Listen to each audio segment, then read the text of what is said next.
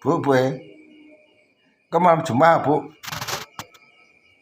Ya wae malam Jumat ki nyapa iso rasa. Wani piro? Tak tukone sego goreng. Nek angkatan sego goreng satu dhewe sisa.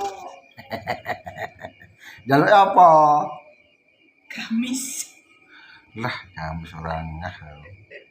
Senene sing menak petung. Itu apa?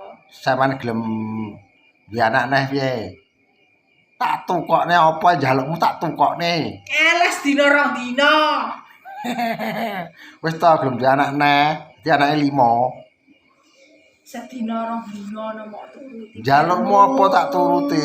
Njaluk mobil, njaluk motor, njaluk apa tak turuti apa duwe anak neh.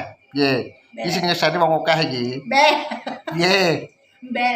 Ha lek wani Tuku dhewe ya. kabehmu cepoten. Wis tak tuku dhewe ae mobil barang. Nan. Wong aku mbobol bankingmu pinter.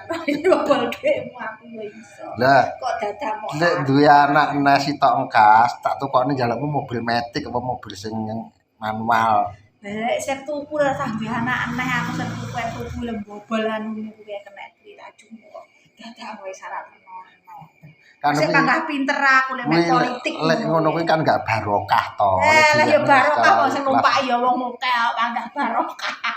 Lah iya to. Wong lanang iki pegah timpet-timpet banget. Bos.